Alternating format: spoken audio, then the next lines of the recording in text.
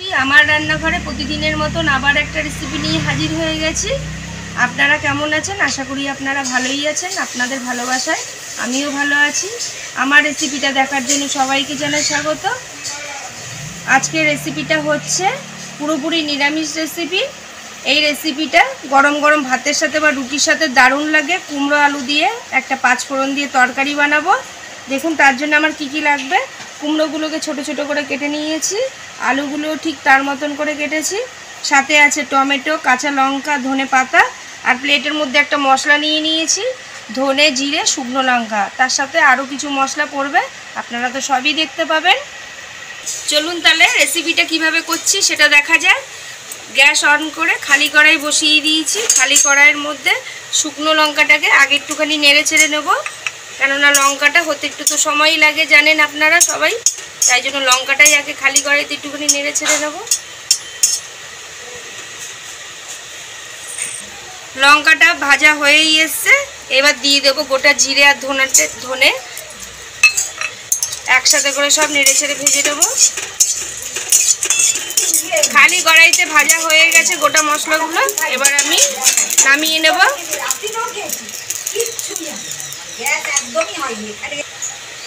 খালি কড়াইতে দিয়ে দেবো সরষের তেল। তেলটা গরম হওয়ার জন্য একটু সময় নেব। তেলটা গরম হয়ে গেছে, তেলের মধ্যে দিয়ে দেবো পাঁচফোড়ন। ফোড়নটা নেড়ে ছেড়ে ভেজে নেব।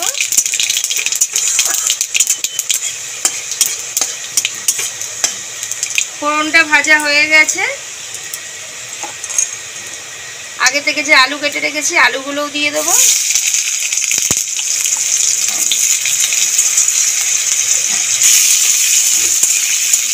আলুগুলোকে একটুখানি নেড়ে ছেড়ে ভাজতে থাকবো। আলুটা ভাজা হয়েই এসছে প্রায়। আলুর মধ্যে এবার কুমড়োগুলোও দিয়ে দেবো।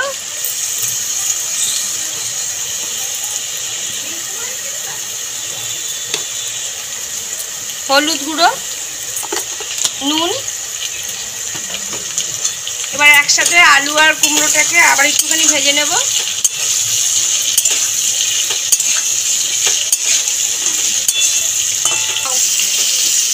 কুমড়ো আলুটা ভাজতে ভাজতে এবার দিয়ে দেবো কাঁচা লঙ্কা চেরা, গ্রেট করা আদা, আর দেবো টমেটো কেটে নিয়েছি, টমেটো। ব্যাস, এগুলি দিয়ে ভালো করে একটুখানি কষিয়ে নেব।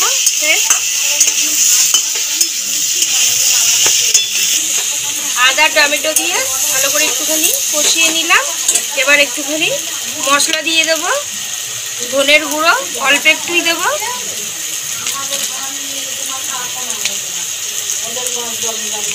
কালার হওয়ার জন্য একটুখানি কাশ্মীরি লঙ্কার গুঁড়ো দেব। অল্প একটু জল দিয়ে কষিয়ে নেব। মশলা কষানো হয়ে গেছে, এবার দিয়ে দেবো জল।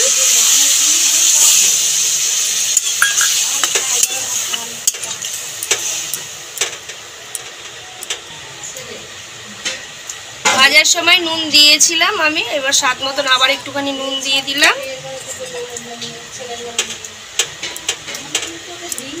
একটু সময় ঢাকা দিয়ে রাখবো। একটু পরে ঢাকাটা খুলে দেখবো। প্রথমে যে একটা মশলা ভেজে রেখেছিলাম সেটাকে শিলনোড়ায় গুঁড়ো করে নেব, মিক্সিতে দিয়ে না।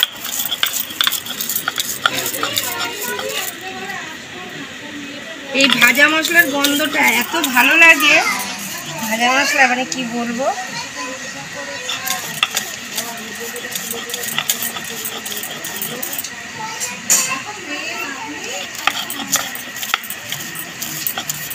মশলাটা গুঁড়ো করা হয়ে গেছে। মশলাটা আমি তুলে নিলাম প্লেটে। বেশ কিছুক্ষণ হয়েছে, ঢাকাটা খুলে দেবো। আমি তো ঢাকা খুলে মাঝে মাঝে একটুখানি নাড়িয়ে দিই, সেটা তো আপনাদের বলেই থাকি। আলু আর কুমড়ো প্রায় সেদ্ধ হয়েই এসছে।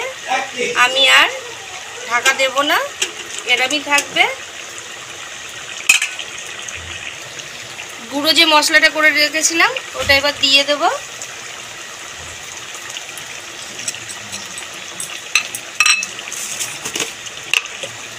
স্বাদ মতন একটুখানি চিনি দেবো। নিরামিষ রেসিপিতে একটু চিনিটা দিলে স্বাদটা একটু বেশিই ভালো লাগে। একটু নাড়িয়ে চাড়িয়ে নেব।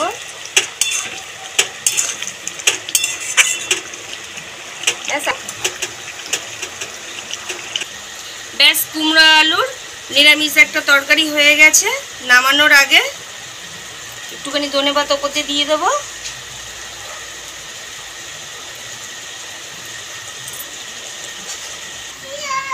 আলু কুমড়ো দিয়ে এরকম তরকারি একদিনকার করে দেখবেন ভাজা মশলা দিয়ে। যদি ধনেপাতা লাস্টে থাকে তাহলে দেবেন, দারুণ লাগবে গরম গরম ভাতের সাথে বা রুটির সাথে। আমার রেসিপিটা দেখে যদি ভালো লেগে থাকে তাহলে তো প্রতিদিনের মতন আবদার করে বলেই থাকি, পাশে থেকে একটা লাইক শেয়ার সাবস্ক্রাইব করে দেবেন। ভালো থাকবেন, সুস্থ থাকবেন। Thank you.